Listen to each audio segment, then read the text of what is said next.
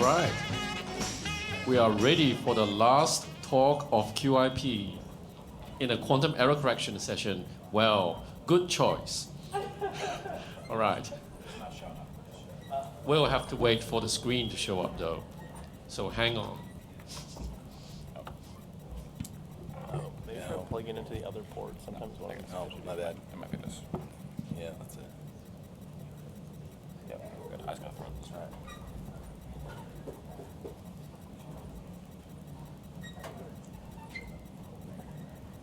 I guess you're first. Oh, we're just going to switch stuff. I'll hold it. I'll switch it. Yeah. Oh. And for the last talk, we have Eric Kubischta and Ian Teixeira from Teixeira from University of Maryland to talk about Icosahedral Quantum Codes from Twisted Unitary T groups. I can't pronounce that word. All right, please. All right, so I'm Eric. This is Ian. So this talk will be based on two of our papers, Family of Quantum Codes with Exotic Transversal Gates and Quantum Codes from Twisted Unitary T groups. So we're going to start with some setup, just to get the notation right. So we're going to define C to be the code space of a physical Hilbert space H. So we're thinking of H as n qubits, say, but it could be something else. We're going to define P of C as the code space projector. Then we're going to define a logical error map, pi, capital pi, that goes between L of H and L of C. So L of H is linear operators on the physical Hilbert space, and L of C is linear operators on the code space. L of H is really physical errors, and L of C is really logical errors. The way we're defining this map is we're mapping a physical error, and then we're sandwiching it between two code space projectors. Now we're going to let G be the transversal gate group for the code C. So the set of all transversal gates, those logical gates that can be implemented transversally, forms a group, which we're calling G. And it turns out that pi is G linear. So in particular, pi is an intertwiner, and that means we can use Schur's lemma. So the reason that's going to be useful is the following diagram that Ian will take over.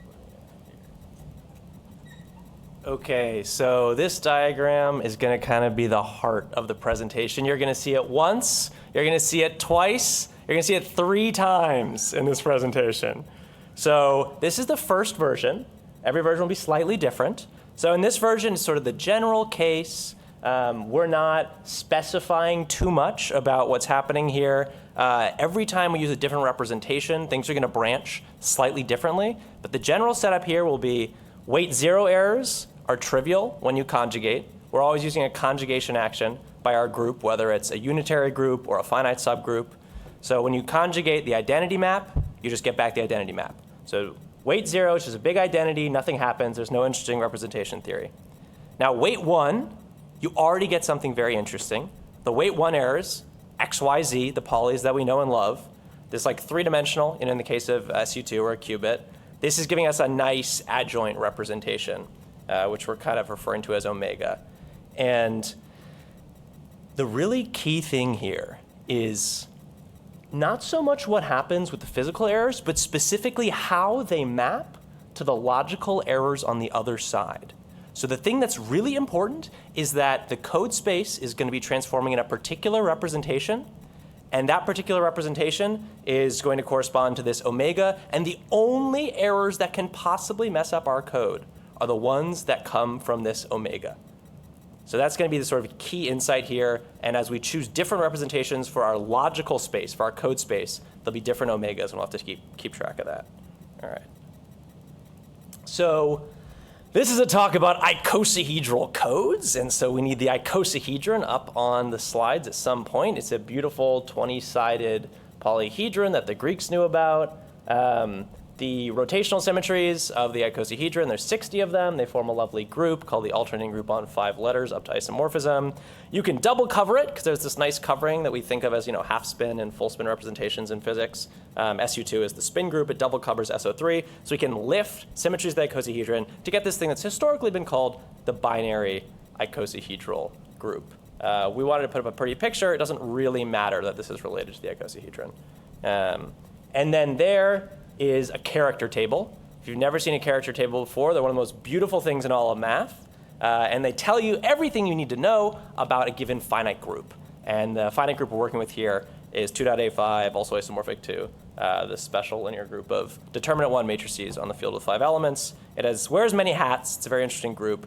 These are its representations. The subscript on the representation will always be the dimension. So the pi2, the pi2 bar, 2-dimensional, those might show up as the way that our logical space, our logical qubit, which is 2-dimensional, might transform in pi2 or pi2 bar. And then it's sort of an adjoint representation, which is like x, y, z, weight 1 polys. That's going to be 3-dimensional. So that's going to be transforming in something more like pi3 or pi3 bar. All right, and you'll see this again as well.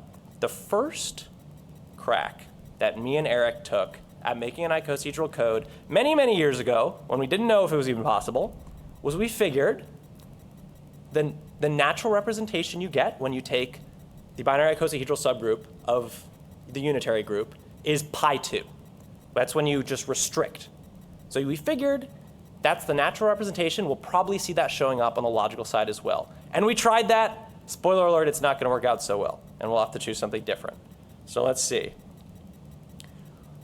We're trying to use pi2 as the logical representation. And we have a problem here.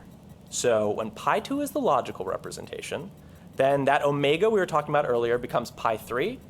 And unfortunately, poly x, poly y, poly z, they also transform in pi3 so that pi map, the capital pi, the projector that takes us from a physical error to a logical error, it's entirely possible for that to take physical x, physical y, physical z, and map it to logical x, logical y, logical z, and still cause errors. So this is a tough setup, and it's not easy to make those errors go away with the current choice of logical representation. Now, we have other options. If we want to encode one logical qubit, the other option, instead of encoding it as pi2, is what if the logical space transformed in pi2 bar, which is related by an outer automorphism, if you like group theory. It's a very similar representation, but it is subtly different. If you look for code spaces, so these are going to be sub-representations of, say, your 7-qubit Hilbert space. If you look for code spaces that transform in this slightly different representation, pi2 bar, then you get your omega to be pi3 bar, which is, again, very similar. It's just related by an outer automorphism, but it's slightly, subtly different in a way that will prove to be crucial. So when we go to the next slide, we see that something has shifted here. Because we chose pi2 bar as our logical representation, now the omega we're considering is pi3 bar. And on the left-hand side, let's see, can I get this to work? Yeah. So on the left-hand side, this all stays the same. No matter what happens, our errors, our physical errors, will transform in the same representation. But we can look at different subspaces, different sub-representations of the physical space that transform in different logical irreps. And if we choose a different one, so if we choose pi2 bar, now omega is pi3 bar, and the weight 1 errors that were bedeviling us before, this is just x on a qubit, y on a qubit, z on a qubit, those errors that were causing trouble, they transform in pi3. And that means that because of Schur's lemma, they cannot map to pi3 bar. They have to map to 0. So we're, for free, getting rid of all the weight 1 errors. And even better, we're having incredibly good luck. Me and Eric were very pleased that all this happened. We're having incredibly good luck. The weight 2 errors, they're transforming essentially, this is, xx, xy, xz. They're transforming essentially in a representation of 2i called pi5. And of course, pi5 can't map to pi3 either, because They're different characters, they're different representations. Schur's lemma says all those errors, those physical errors transforming something other than pi3 bar, they have to vanish when we look at their action on the code space. And so not only are we getting the weight 1 errors for free, we're getting the weight 2 errors for free, they're all disappearing, and we're getting instant distance 3 codes. So we were like very excited when this happened. And, oh, whoops, I went the wrong way. Okay, so we were so excited when this happened. We found this wonderful code, and Eric will tell you a little bit about it. So the smallest possible code you can get from this, so we have distance 3 codes automatically, so they just come naturally from 2i. The smallest possible one due to the representation theory is actually in 7 qubits.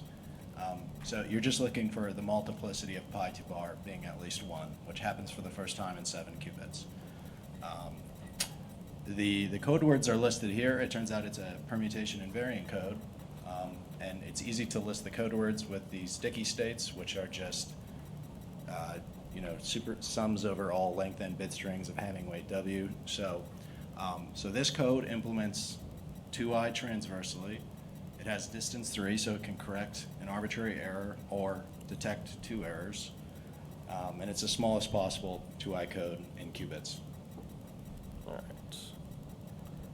Okay, so who cares, right? I mean, every single other talk here has been about CSS codes, because the only thing you could ever possibly do that would ever matter in life is a CSS code. So it's clearly a waste of time to be sitting through our talk about these non-additive codes. Not only they're not CSS codes, they're not even stabilizer codes, right? So this is one of the big results in our first paper, is we show blah, blah, blah, number theory. There's no way you could ever have a stabilizer code that allows the icosahedral group to act transversely. Some argument you think like square root of 5. So what's really interesting about 2i? If you can never do a stabilizer code, it seems like a lot of trouble for no gain. And so this is where some very interesting work of Sarnak and Parzanchevsky, who are very serious mathematicians, that use all sorts of quaternion algebras and almost like Langlands type stuff. It's really pretty wild stuff. But what they show is that we all know and love the Clifford group and the T-gate, and when you get the Clifford group and the T-gate and you start mixing them together, you get a universal gate set. And there's even very nice and efficient ways to get within a good approximation of an arbitrary gate using the Clifford plus T universal gate set. And what they show is that the reason that you get those nice kind of approximations for Clifford plus T has to do with some beautiful underlying number theory. And it turns out that that same beautiful underlying number theory can only happen in a very limited number of cases. And it happens kind of even better and even more efficiently for the 2i group plus this strange T-like gate called tau 60. So this is very surprising that you just get these kind of 2 rogue mathematicians up here who are just looking for a weird code with weird symmetries, because mathematicians like that. And it turns out that those weird symmetries are maybe actually useful for very efficient universal gate sets. So we were also really pleased when someone told us about this paper and we're like, your work might actually be kind of interesting for other reasons. All right. So now I know you're all in your seats thinking, wow, I've been lied to. I came to this talk hoping for designs. I was promised, twisted T groups, and I haven't heard anything about designs yet. So at this point, I'm going to connect it to these lambda twisted T groups, which is in the title. So the essence of the argument has already been presented, but just for the sake of completeness, let's look here into the sort of details of the representation theory. So G is a finite group. In our case, it's 2i, although we wrote lots of other papers where we used weirder and weirder groups that you'd be less interested in. For our purposes, G is 2i. It's a nice finite group. UQ, so Q is just a qdit of dimension Q is the convention we're using. So Q is just 2. So we're saying the following are equivalent. This is just unitary T group. So a unitary T group is a finite group that is also a unitary T design. A lot of folks, I imagine, know what a T design is. And if you don't know what a T design is, that's number 2 on the list. That's the standard Wikipedia page definition of a T design, a unitary T design. We've changed it a little bit because we love representation theory. So instead of writing, G tensor G star, we have f of G tensor f of G star, where f is just sort of the fundamental representation, maybe what physicists would call the defining representation. G is just a matrix, and f of G is just that same matrix. I mean, there's nothing happening here. We're just using strange notation. Now, the thing to note is we're looking at things from two perspectives. And this is true even in the standard issue description of unitary T-designs, is that on the one hand, you have a sum over the whole unitary group, and it's like a Haar integral or whatever. On the other side, you have a beautiful little finite sum. We're summing over a finite group. And so you can think of that as the finite sum is sort of the fundamental representation for this finite subgroup, whereas on the other side is really the action of UQ. And that duality is going to go all the way through this slide. On the left-hand side, we're going to have, let's see, on the left-hand side, we're going to have finite group, and on the right-hand side, we're going to have UQ, which is U2 in our case. So number 3, the third equivalent condition. Here, we start thinking about errors in terms of the adjoint representation, which is kind of the essence of this whole approach. So x, y, z, poly x, poly y, poly z, they transform in the adjoint representation of SU2. And you can make this same argument for SU3, looking at like Q-trit polys or whatever. So that's really the essence of our argument, is that the weight T errors are from the T power of the adjoint representation. And so looking at that representation theory is really important. Now, we go to number 4 here. And what's happening now is we're saying, okay, this is a representation. We can decompose it into a direct sum of irreducible representations and just analyze on the irreducible components. That's one of the best tricks in representation theory. And so this curly E sub T is just all the irreducible representations that happen to show up in the decomposition of this strange T tensor power that I have up. And then below that, you have to sort of do a trick where you say, okay, I have all these irreducible representations, and I can recognize these sums and integrals as actually an isotypic projector onto the trivial representation. It's like inserting a 1. It's like multiplying by 1. It's like a math trick. So you can think of this as a projector onto the trivial representation. So for any representation R that is not trivial, it'll project to 0 on the non-trivial, So the condition that looks sort of friendly and like we got it straight off Wikipedia to start has now been phrased as certain representation theoretic quantities must vanish. And then you can look at this and say, oh, well, this is just the isotypic projector onto the trivial rep. I can just do that at the level of character theory. Like I said earlier, that beautiful box with all the numbers in it, the pi2 bar, pi3 bar, that's the character table. Tells us everything we could ever want to know about our finite group. And so we can just look at this as saying, if this isotypic projector vanishes, it will vanish if and only if a certain product of characters vanishes, which is a very easy computational thing to check. And so this is, the perspective from T groups. It'll all be almost identical when we look at the lambda twisted version, which is how we actually get these results. Okay, so this slide looks, well, almost identical. But there are just little lambdas here and there popping up. So people had already defined weighted T-designs. So this is just a type of weighted T-design where the weighting is by lambda G squared over G. The lambda G is just the character. Character is just a list of numbers. It's a trace of a matrix if you've never heard of characters before. So it's just a list of numbers. This is still finite sum. It's still a nice design. It just happens to be a weighted design. And so you can look at the obvious definition of a weighted, weighted T design here. And then you can, again, think about it in terms of the adjoint representation. Because, again, we're thinking that X, Y, Z, they're transforming the adjoint representation. And then you can, again, take this tensor power of this strange representation here, and you can branch it into irreducible components. Then you can argue, again, on the irreducible components R and say they must vanish. It is equivalent. That is exactly equivalent to this being a T-design, is that the isotypic projectors onto each of these error representations vanishes. But now, it's a different isotypic projector. We're no longer kind of inserting this little one and saying, oh, it's the projector onto the trivial representation. Now we have a very interesting character in there. It's a very interesting character, so it says what you're doing is you're taking that representation R and you're projecting it using an isotypic projector onto lambda tensor lambda star, which is some extremely non-trivial representation. In particular, lambda tensor lambda star is basically one direct sum omega, the omega we were talking about earlier. And the fact of this isotypic projector vanishing is exactly equivalent to this inner product of characters vanishing. And now you can expand that product of characters as 1 plus omega. And since R down is assumed to not be equal to 1, then really it's just saying this is going to be a lambda twisted unitary T group if and only if the inner product of omega with R down is 0. And so these are just purely character theoretic conditions that are very simple to check on, say, symbolic algebra software like GAP.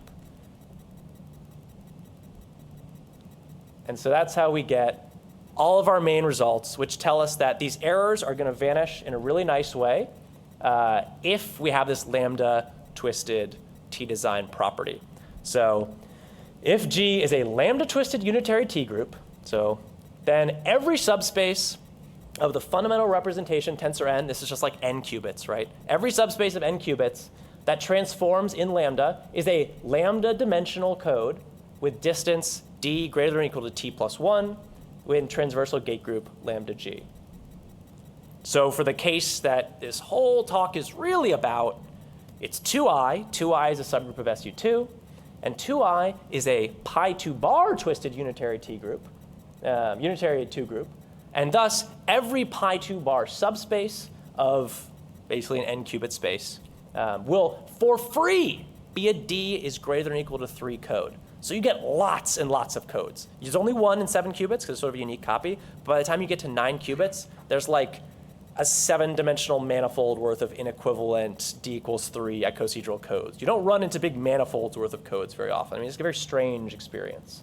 And you can generalize this.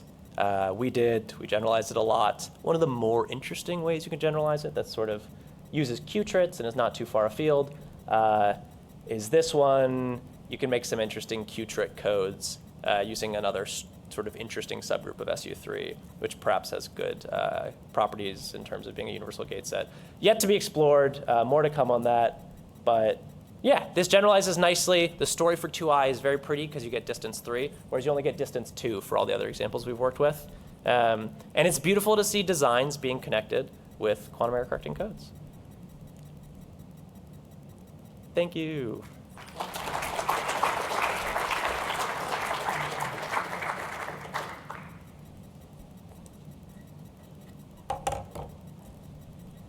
If I wanted to implement this kind of codes in a circuit, what would it take? It's not stabilizer code, so the usual tricks don't work. I suppose it's not CWS code, so measurements there doesn't work as well. So what does it take? And perhaps you understand how nil-Laflamme error correction conditions sort of apply to this kind of code. Yeah, so they're definitely not CWS and not stabilizer. A lot of the standard tricks do not apply.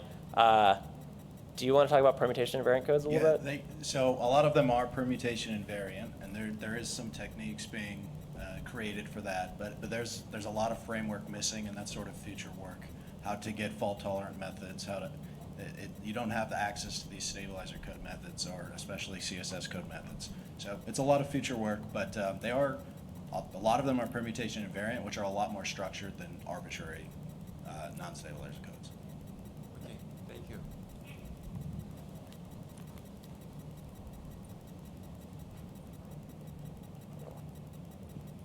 All right, thanks a lot for this very exciting work. So I have a similar question, which is because now your transversal gate set is also scaled in the 2O or 2I? 2i, Yeah, 2i yeah. groups is not clear. So and then, like for stabilized code, when we are considering those transversal gate, we also think about magic state installation, where we typically choose the T gates as a gate to inject. So that we can produce the T state and we use gate injection with only curved gate. So can you maybe comment a little bit more on like what could be the magic gates or magic state here, and how are you gonna inject this gate into your circuit if you want to do the fault-tolerant quantum computation here? Yeah, so great question. If we could do it, we'd really want to inject this kind of tau 60 gate because it's this one that's going to have the best, most efficient universal gate properties in terms of approximation for the universal gate set. How do you inject tau 60? It's kind of a tricky question. We don't have a picture of it on the slide, but I'll tell you it's a very strange looking gate. There are some people who've already thought about it a little bit. Potentially. Yes, I was worried about that. So, yes. So I have a paper that discusses how to approximate the tau 60 gate and how to code switch it back. Yeah. Yes. So basically, yeah, you can have a read on that paper. Yeah. He's a hero for going into that. We were scared to try and even attempt it, so. Yeah, so maybe my concern was because for stabilizer code, you cannot inject gate if the gate is like not a poly Z or it's not a poly operation, then you cannot inject it directly with Clifford. So maybe something like you can only inject things that are in the Clifford hierarchy or something? I mean that assume that you have a theta resource state, which is like 0 plus you have theta phase on the one basis. Then you can inject it into your circuit with Clifford circuit. But if you have like weird single qubit magic state, like the target state for the 513 magic distillation protocol, then so I guess what they did in their original paper is they did some parity measurement first to convert those resource state into state lying on the, I mean, it's shaped like 0 plus 1 with some phase in the cat1 basis, so that you can inject it. But in general, you cannot inject an arbitrary magic state. So this is my concern. I'm not sure if it's also the same case for the non-stabilized code case, but yeah. Yeah, I think anything that's hard for stabilizer codes is already much, much harder for non-stabilizer codes would be, yeah, my guess. Yeah. Thank you.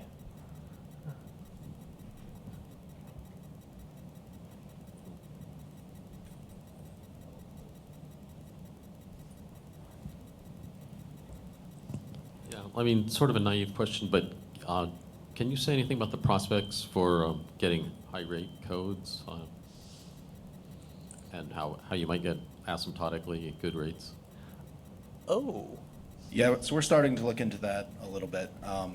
So this result is really about sort of this, free aspect. But as soon as you have to start getting higher distance or even, higher rates in particular, you have to start sort of optimizing. And so we're currently working on a theory where you don't get them for free just from the representation there. You actually have to go and sort of find these codes, but there's still a really nice picture that sort of emerges. So that's sort of work in progress right now.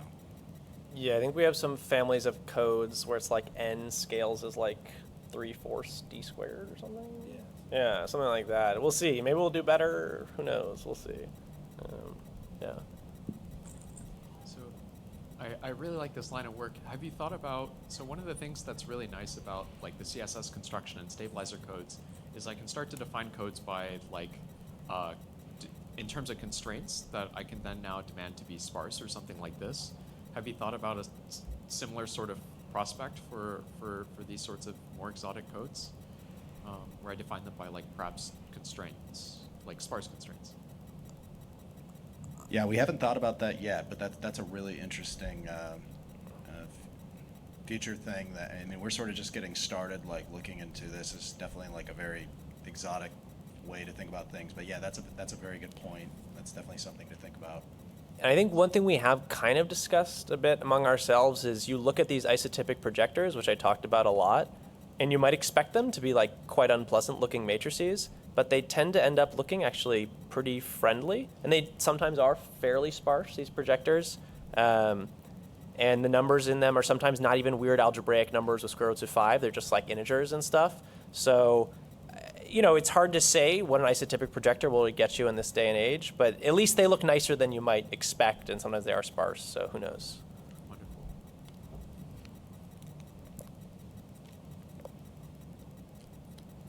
Any further questions? If not, let's thank the speakers again.